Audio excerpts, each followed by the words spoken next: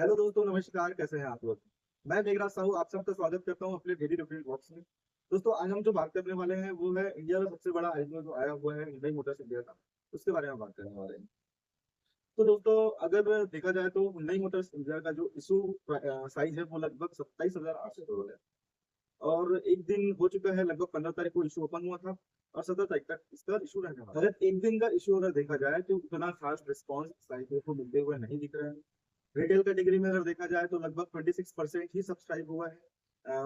26% subscribe होने का मतलब है कि लगभग 4.94 करोड़, लगभग 4.94 करोड़ के लगभग का शेयर है, जिसमें से लगभग 1.27 करोड़ ही अभी तक सब्सक्राइब हुआ है एक दिन में।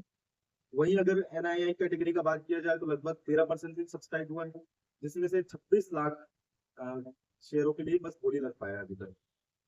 जो एम्प्लॉइज पोर्शन में था, तो हुंडई मोटर्स के जो एम्प्लॉइज ने अच्छा खासा विश्वास दिखाते हुए इस कंपनी पे लगभग 77% सब्सक्राइब कर लिया है।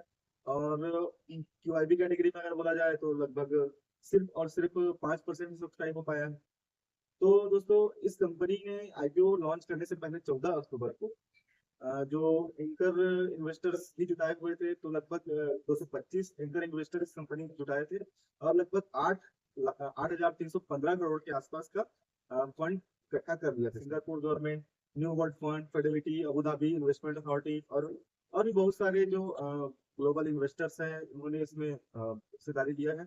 और लगभग 4.2 करोड़ शेयरों का। और ये जो अलॉटमेंट हुआ है वो लगभग 1960 की रेट पे हुआ है, जो कि अपर बैंड प्राइस। अभी अगर आईपीओ के बारे में अगर देखा जाए तो इससे पहले जो आईपीओ आया हुआ था, वो सबसे बड़ा आईपीओ की बात कर रहा हूँ तो वो था एलआईसी का आईपीओ। तो एलआईसी का आईपीओ आने से पहले मार्केट में काफी ज्यादा नाम हो गया था कि एलआईसी का आईपीओ अब बूम होने वाला है या अच्छा खासा एक रिकॉर्ड तेजी दिखाएगा। लेकिन क्या होता है ना दोस्तों, अगर बड़ा आईपीओ है ना तो प्रॉब्लम बड़ा आईपीओ में नहीं है। अगर देखिए, आपको सिंपल एग्जांपल से समझाता हूँ। कोई कंपनी का जो इश्यू साइज है वो छोटा है। जैसे मान के चलिए कि कोई कंपनी है जो सिर्फ 100 शेयर रखे हुए हैं, कोई कंपनी 1000 शेयर रखे हुए हैं। 2 दिन का समय है। अब जो 100 शेयर जो रखा हुआ है वो अच्छा है, कंपनी ये भी अच्छा है, कंपनी ये भी अच्छा है। लेकिन इस कंपनी के जो 100 शेयर के लिए लगभग 500 लोग तो आ ही जाएंगे। लेकिन इसका 1000 जो शेयर रखा है उसके लिए अगर उतने ही लोग आते हैं तो लगभग 1 से 2 गुना ही सब्सक्राइब हो पाएगा। और इस कंपनी का 5 से 6 गुना हो चुका है। तो डिमांड जहाँ पे ज्यादा रहेगा वहां पे प्राइस लिस्टिंग का भी एक अच्छा रिटर्न का चांसेस बनता है। वही अगर हुंडई का आईपीओ देखा जाए तो काफी बड़ा एक्सरसाइज है। तो एक तरह से तो सब्सक्रिप्शन होने में ही मान के चलिए कि इतना ज्यादा फंड लगेगा, इतने ज्यादा इन्वेस्टर्स लगेंगे कि सब्सक्राइब पूरा हो पाना या 2 गुना 3 गुना हो पाना बहुत ही ज्यादा मुश्किल है। फिलहाल तो फिर सिर्फ और सिर्फ एक दिन में 26% ही सप्लाई हो पाया रिटेल पे।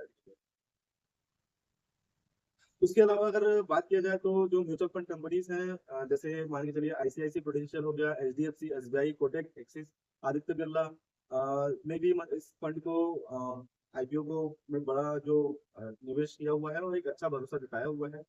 वहीं अगर जीएसटी का बात किया जाए तो ग्रे मार्केट प्राइस बोला जाता है। अगर ग्रे मार्केट प्राइस का बात किया जाए तो 15 अक्टूबर तक तो लगभग 45 रुपए का इसका ग्रे मार्केट प्राइस। अब अगर 45 रुपए का अगर जीएमपी है, इसका मतलब अगर 1960 का हमारा अपर बैंड में हम खरीदते हैं और लिस्टिंग होने के चांसेस रहेंगे लगभग 2015, क्योंकि ग्रे मार्केट प्राइस 45 के लगभग चल रहा है।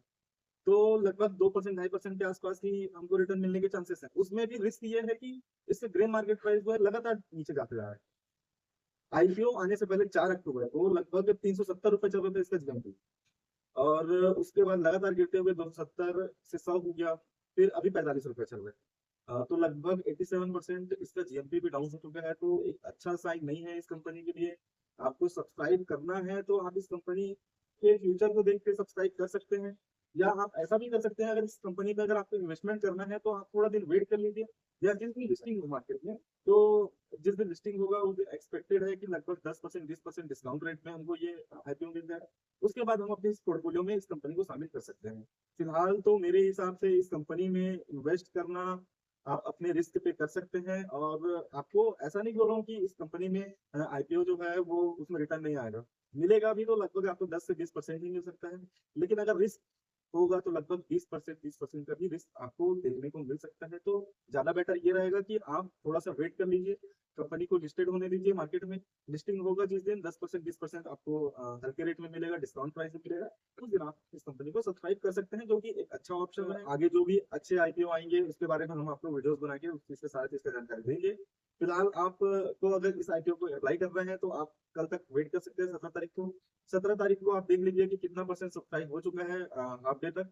अगर अच्छा खासा सब्सक्राइब हो चुका है ये आईपीओ, लगभग 2 गुना 3 गुना 4 गुना अगर हो चुका है सब्सक्राइब, तो आप बिल्कुल इस आईपीओ को लिए अप्लाई कर सकते हैं और सब्सक्राइब कर सकते हैं, क्योंकि कंपनी में कोई डाउट नहीं है, कंपनी बहुत अच्छी कंपनी है, फाइनेंशियल्स भी अच्छे हैं और मैनेजमेंट भी काफी अच्छा है।